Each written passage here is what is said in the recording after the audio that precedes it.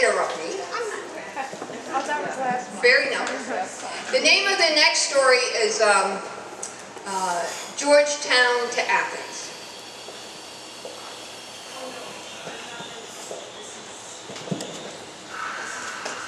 My mother told me that when she first walked out with my father in the streets of New York, people would stop and turn their head to look at him.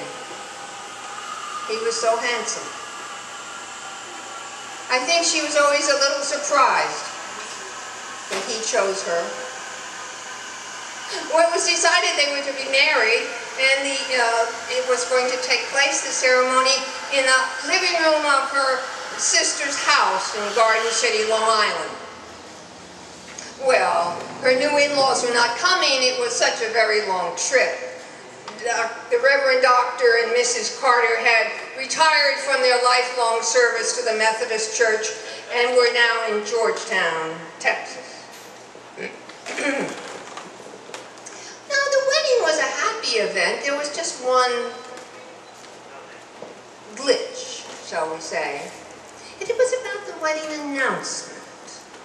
My father had put in his name, as she had always heard him give it, as Hugh Carter. And a sort of miasma came up from Texas. The name was Hugh Sevier Carter. These were family names. My father said, Sevier was an Indian killer and I want nothing to do with him. But my mother did notice that he lowered his voice as he said it, although Texas was a long way away. After the wedding, the young couple decided they would drive down to Georgetown so that my mother could meet her new in-laws. They did so. And my mother quickly established with her new father-in-law that they both adored fresh figs. He grew them, as it happened, and he would bring some in every morning for her. The two of them considered and discussed, and they were both very firmly of the opinion that you would never put cream on fresh figs, as some people did.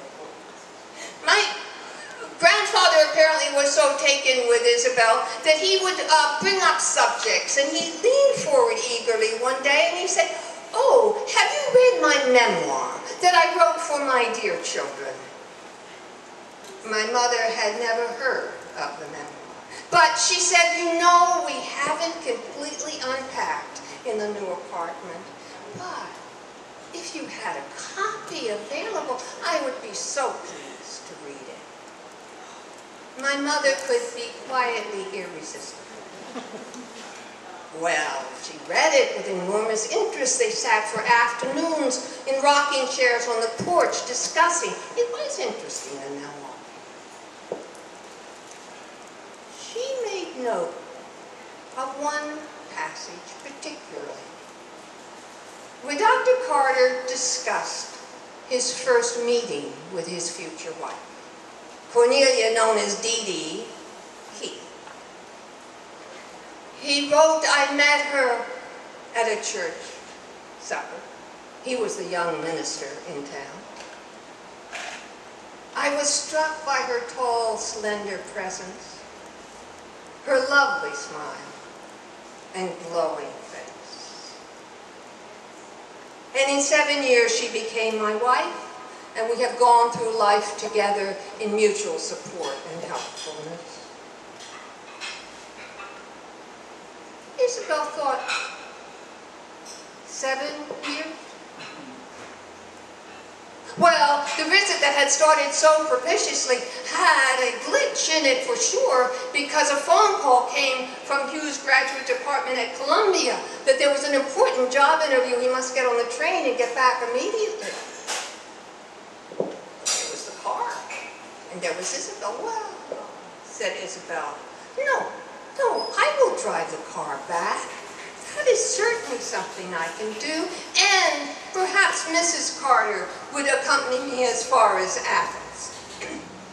She had quickly noted that Mrs. Carter always referred to Athens as home. Well, a mere 800 miles before the interstate, and it was decided that that's what would happen. Hugh went off on the train, and Mrs. Carter and Isabel set out. This is 1925. Cars with the runners, you remember? Well, you've seen pictures. The clutch that you really have to fight, and tires without inner tubes. Some of you remember what inner tubes were for. The combination of all those things meant that they had to really be on the lookout for service stations.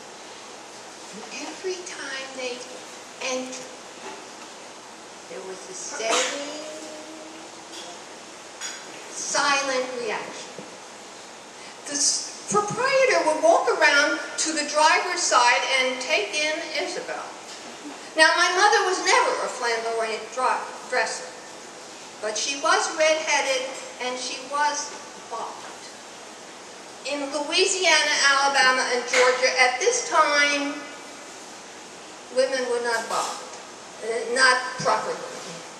But then, again, every time, the man whose face had furrowed saw Mrs. Carter.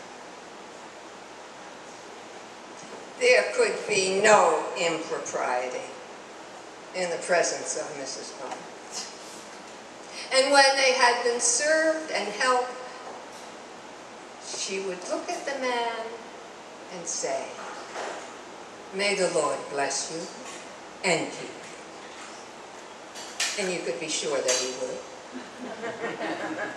The miles went by. There was conversation in that car. The president has announced that he drove his car at 19 miles an hour, so you can imagine the progress that was made. Isabel had not been studying anthropology up there in New York for 2 years for nothing. She was rapidly absorbing deference patterns, marriage claims, rankings of church membership. Oh, she got it all down. But you know, as they approached Athens, Mrs. Carter's voice changed. She said, "As we come into town, we'll pass the Stewart place. John Michael and I were friends all our lives. Oh, there were hayrides and church social. He went north for training, the railroad company said. He met and married a woman in Cincinnati. Oh, I was busy. I helped Mama and I had my church work. And then one day, I went down on my knees and I asked the Lord to help me. I wanted to get out of Athens. I wanted to do something with my life.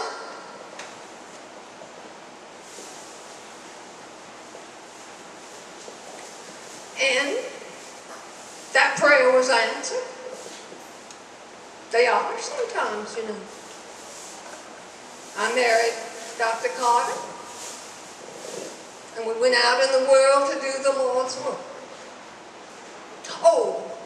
Oh, Isabel, there it is. There's the house. You come right in here and you park under the poplars. Isabel, you are a blessed listener. And we won't tell people of what we've been talking about. You know, it might disturb them. And Isabel, of course, understood that she was being instructed to say nothing to her new husband, and she readily acquiesced.